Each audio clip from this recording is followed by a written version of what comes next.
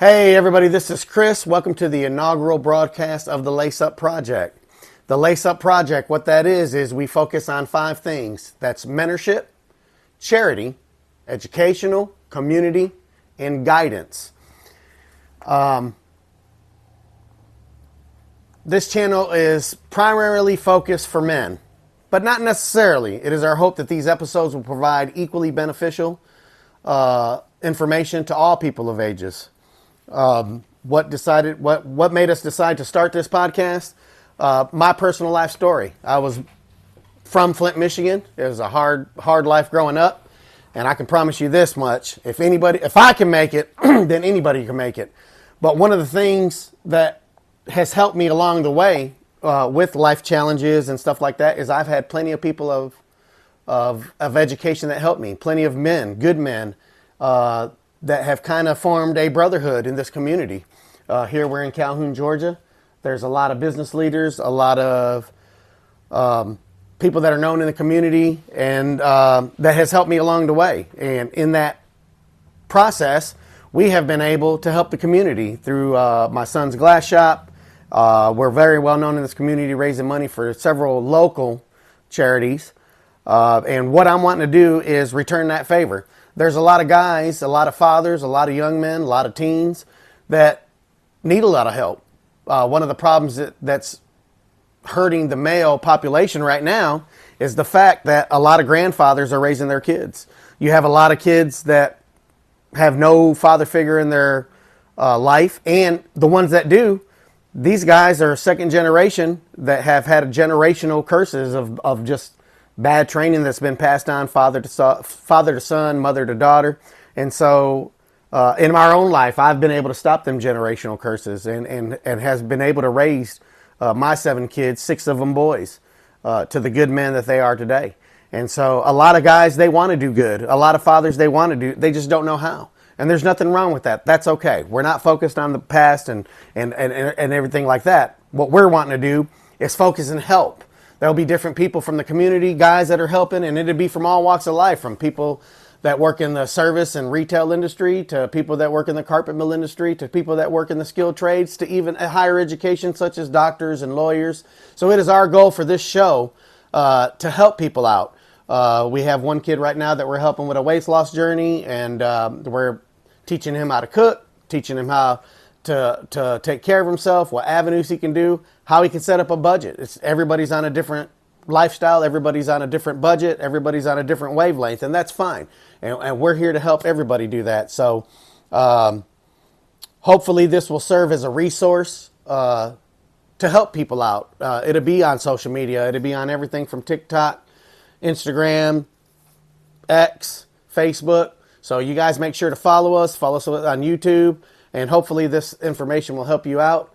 Again, thank you for being part of this broadcast. Chris from the Lace Up Project. I'm here with, we talked about how I had 7 kids. Well, here's some of my boys. I had 6 boys, 1 girl. And here's some of my boys. We got Chris, John, Isaiah, and Joe. And I wanted them to be here for the first inaugural pretty much broadcast of everything that we're going. So, with that, tell me what you think about all this, and if you got anything to say, you can go first, Tim. There's so much pressure on me right now. Well, let me ask you this. This show is going to be about for men and helping men, and so how do you feel? You know, of course you had a father figure in your life, but what situations have you guys faced with friends not having? Because like it seems like when we were younger, we always had kids that didn't have father figures, that pretty much half of them lived with us. Yeah, a lot of my friends ended up being kind of godfathered by you because they didn't have any type of good parental figures in their life, let alone just regular male role models in their life. Yeah. So I've seen a lot of kids in high school that you could just tell by the way they acted. Wasn't raised. They weren't raised right. Wasn't raised. I don't know if you guys wanted to add anything on that subject. One of my best friends, his dad left his mom for a younger one. Then now he has step siblings that the dad remembers their birthday. I don't think he's talked to him. consecutively for more than 2 days at a time in any given year, which is just strange to me. Like, Oh, some guys can be that. yeah, like I have a daughter, and there's not one thing that could stop me from being around my kids. Yeah. You good, John? Mm-hmm. Oh. Are you loved? Does it feel good? Honestly, more of my friends have either an issue with their mother, their father, or both not in the picture than I have friends with healthy households. That's right.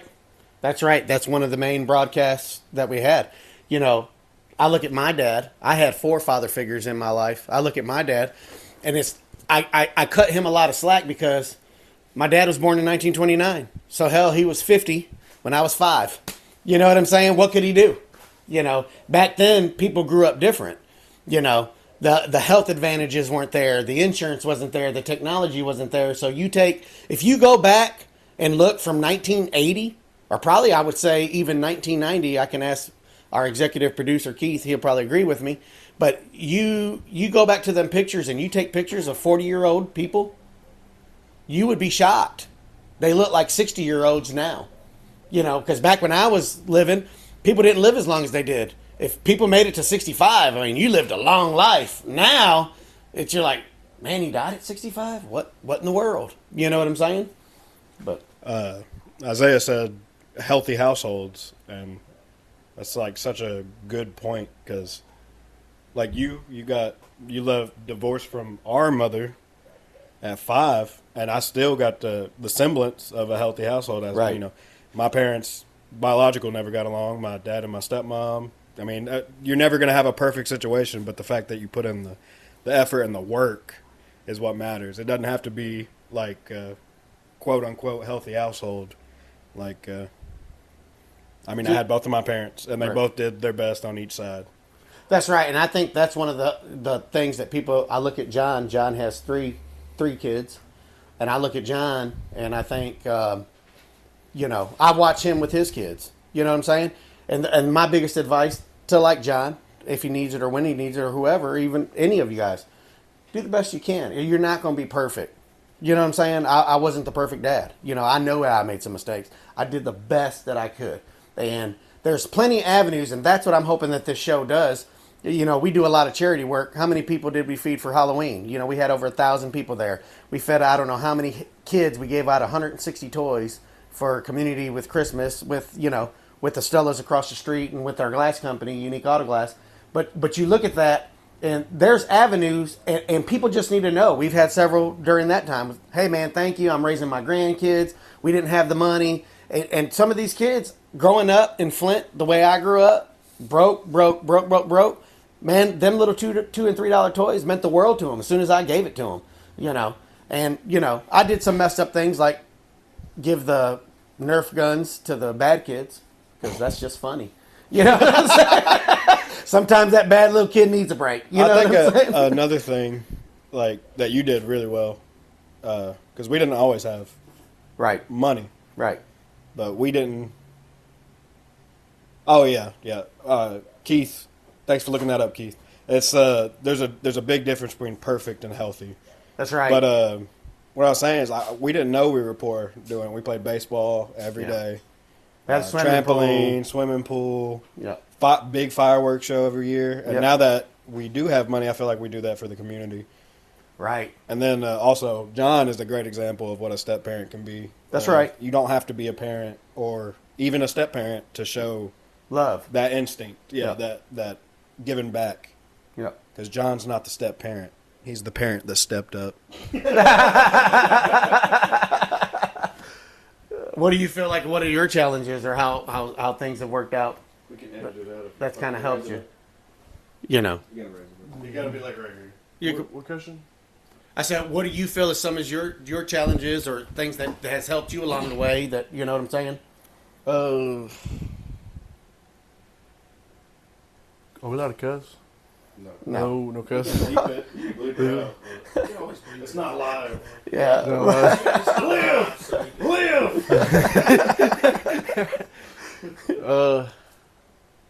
Having patience for stuff that Ulysses or Gabe or John does. I remember doing stupid shit at a young age, and just having the patience not to do the stuff that like getting beat like Dad beat us. Getting ass whoopings like that. I'm trying to be patient with that. But dude, I'm not saying kids don't need ass whoopings now. They do. Oh, definitely. Kids need discipline. Because I'll be going to stores and kids be throwing tantrums on the floor and parents are caving in. I remember if I was that kid, I got my ass whooped in the bathroom and, always huffing and puffing after that, trying to catch my breath. So. I remember the mouth talk. You're like, dang, I know I'm getting it when I go home. About to show out. Or whispering in the ear, you about to get your ass beat if we don't stop. Well, luckily though, I was able, and I like it with the grandkids because now that I have the grandkids, like Gabe and them, we call it pop-pows or whatever. But Lily, if she gets in trouble, she's like, yes, pop-pop. Like, I've never spanked her, but she thinks I would. You know what I'm saying? But I've never had to do that or never had. But the thing that I've learned now over the years is patience. You know what I'm saying? And that's just something that you continue to learn, even now. It's nice that you learned it after. Yeah, it's nice to learn. Hey, that. Here's the hardest. I'm raising men, and that's not the end results. And this is what people don't see, and this is what people don't understand. On the surface, they see a beautiful crocheted picture. What they don't see is behind it, there's yarn going every single place. It looks, if you flip that picture around, it looks absolutely horrible, and that's parenting. But, you do the best you can. You do the best you can do. It's not going to be pretty. There's going to be times you just don't know what to do. You know what I'm saying? Because, especially with me where I had 7 kids, well, that's 7 different likes. That's 7 different dislikes. That's wants, needs. You know what I'm saying? So, it's a fine line, and you just do the best you can. You hope that they'll take some of that knowledge, and they have. Some of you guys have matured as a father earlier. Some of it took a little bit longer. It doesn't matter. The end result is the same. You got there. So congratulations. You know what I'm saying? So congratulations. Some of the problems that you guys grew up seeing, these guys will never know. You know what I'm saying? They didn't have to, For example, I remember one of the biggest stories about Christmas times, where it was like right at the end. And by God, I made that money right beforehand. And we had to get it to your house, Hey, I snuck over there and put them bastards on the porch. Knock and run. What are you going to do now? You know what I'm saying? Them kids going to get that Christmas, though. You never had to experience that. You know what I'm saying? Because me and your mom did get along when we got the divorce. You know what I'm saying? We got along. We seen. And that's part of life. You do certain things. People see it. Hey, I'm not going to go through that. I'm not going to do that. I'm going to, be smarter. The biggest thing about all of this, and this is why we do it, is unselfishness. You can't be selfish. Even if that means taking away a little. Every decision that I make, it's with everybody's best interest at heart. So if that means I have to give away a little bit of it for everybody to be on an equal plane, well, then that's what it's going to be. I mean, Chris, he's my oldest son, so we'd have these conversations. I don't know if you can remember this. I'd be like, hey, we could either do this, or we can all do this. All of us, except for the 3 little ones, remember that. Right? Yeah, I mean... because they report at that time. Yeah. You know what I'm saying? We report at that time, So, I think you want I also remember that with the little ones, especially when we first started getting it, or around Christmas time, where it'd be like, hey, I'm going to get them this year. Right. Or we'd help with the jingling bells outside the door. Right, making the Christmas, special for them. That was always fun. Yeah. Or one of your little brothers going to the hockey games every single time it's your birthday. I get that because, we did good. As little kids, we got a lot for Christmas. But as a parent, you don't think you gave enough. You know what I mean? Yeah. And so maybe Isaiah gets to go to our hockey games because Dad didn't think he gave him enough. Which I get it now, with having 3 kids, I don't think I still give him enough, presents. Or Santa Claus, just in case they watch this. I mean, I clearly don't have kids, but whenever we would do Ulysses and the little ones and all of their Christmas. I got to do that, Yeah. going outside ringing the bells or watching them so they didn't look out the window. Yeah, yeah. And all of that. So I still got to experience a bit of that without having kids. Making But- That's a paternal feeling. yeah. Making reindeer food. Yeah. Yeah. Who knows deer eat glitter? I did not know that until It's my dad magic. told me. It's magic. I didn't know glitter. And that's crazy. He's an expert on reindeer, people. And then he brought the carrot, which made a lot more sense. Yeah. The glitter still don't make sense to this You're day. going to have 5 people. You really have to figure out the mic situation. 'Cause there's no telling how much It's getting lost. Nah, we good. We just have It's fun. good. It's testing. Well, anyways, boys, I'm glad that you guys come to join me on this. What I'm hoping to achieve is, listen, man, we're at a crossroads, and what the crossroads is, men and boys. We have to. Also, Go ahead. raising depression, awareness depression. You know, and That's. mental health I'm glad you bring that up. Our first podcast is going to be about men's mental health. because we don't talk about our feelings. We're Yeah. we're raised not to talk to our wives about it or women at all. You know, Yeah. Well, it makes it. and what you said, that feeling like you're not doing enough. It's not just Christmas. Yeah. No, it's not. Yep. You're Yeah, right. It's every day. Yep. It's every day One of you struggle. failing in that. You know. Yeah. Yep.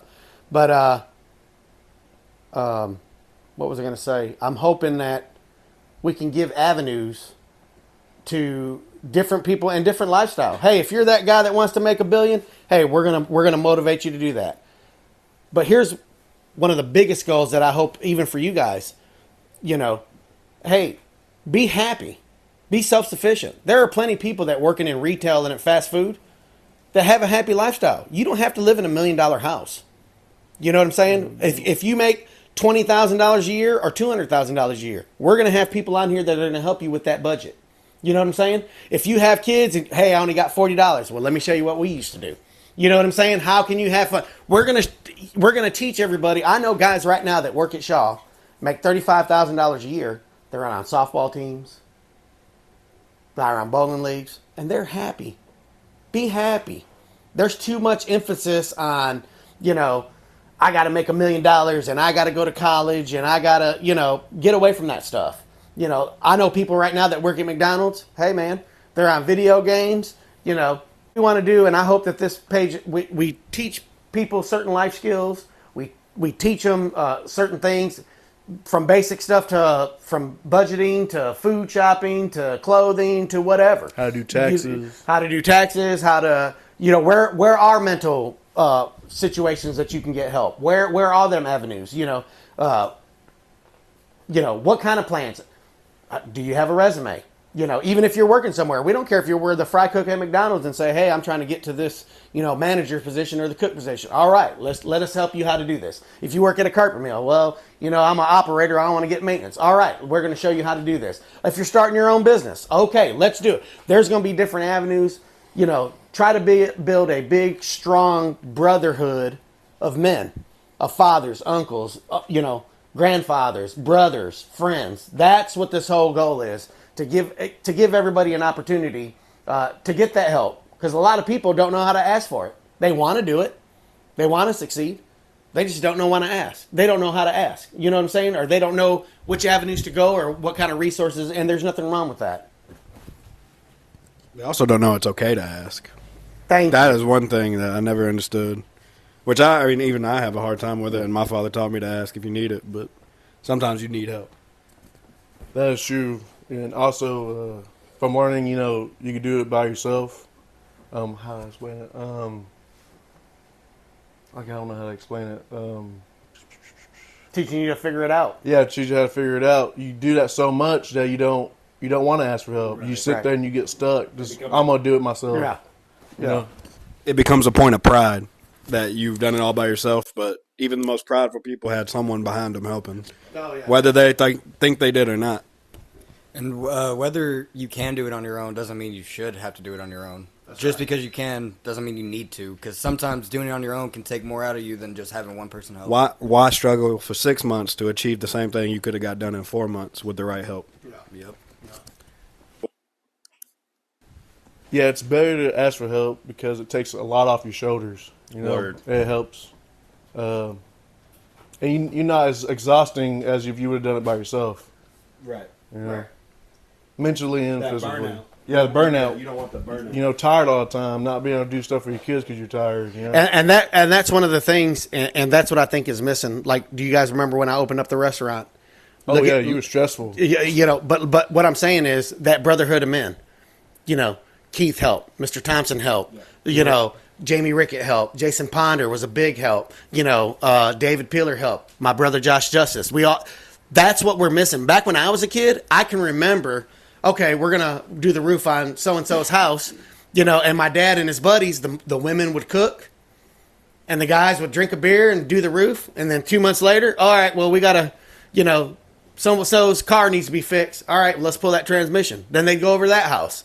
But people aren't spending time anymore. You know what I'm saying? And social media is a good thing, but I'm hoping that this also shows that, hey, while we are doing these, watch the right stuff. You know, social media is good if you're there for helpful information, not for disinformation, not for stuff that's going to take you out. You know what I'm saying? Because the problem with social media right now is you have all this disinformation, and everybody's cool, you know, on a keyboard. But when you get out in real life, I've run into guys, you know, I want to go back to the time when men, look, if you got a problem, let's duke it out. Not grab the gun. You know what I'm saying? And then we're friends afterwards. I got several friends that I'm still friends with. Hey, that's how it worked out. You know what I'm saying? But we didn't grab a gun. We didn't grab that. You know what I'm saying? But go back to that where there was a brotherhood. There's no more brotherhood. Right? Like right now, I'm very fortunate. I always see them, oh, my circles are small and da-da-da-da-da. Well, then maybe you're the problem because my circle is huge. My circle is huge. You know what I'm saying? I know plenty of people that if I need help with something, they are going to come. They know that if they need help from me, we're going to come. You know what I'm saying? So that's one of those things that, you know, hopefully this program and the other things, you know, we can help out a lot of people, educate people, show people. And anybody got any last comments or anything? Jeffrey Epstein didn't hang himself. Tupac is alive. He's in Cuba. You know what I'm saying? Birds aren't real. Due Yeah. to all of them dying in 1980 and Ronald Reagan replacing them with birds that are cameras. I've never seen a baby pigeon. Case and points. The government's watching you. Anyways, so before we get off. Oh, stop doom scrolling. You're wasting your life. Everything may look bleak, but that's life. Yeah, that's right. That's right. That's right. Well, here's the thing that I also want to portray during these podcasts. You're going to mess up. It's not going to be perfect. You can plan, and I don't care what I'll give you an example. You have a farmer. He does his crop right, uses the right stuff, uses the right machinery. Charlie Long. No, but he's a good man too. But the point I'm trying to make is you have a farmer that does everything right. His crop is beautiful. Well, all of a sudden a tornado comes and wipes it out. Sometimes life happens. That wasn't no fault of his own. You understand what I'm saying? So you can start on your journey. Whatever you do, get back up. Get back up. The biggest thing that I want everybody to learn is discipline. If you can master discipline, everything else is easy. Do it when you don't want to do it. I'm about to go work out here and do my chest day, and I'm going to hate it, and it's going to suck. And I don't feel like doing it, but I'm going to do it. You know what I'm saying? I mean, discipline yourself. You got to do it. You know, it's not going to be perfect all the time. You're going to have relapses. You're going to have fallbacks. That's okay. We're not here to be perfect. All we want you to do is don't give up. So, guys, thank you for taking the chance to watch us, listening to us. It'll be another month before we have our first actual podcast. It'll be about men's mental health. So follow us on TikTok, Facebook, Instagram, X. We'll be looking forward to seeing you. Reddit, YouTube, Instagram. And YouTube.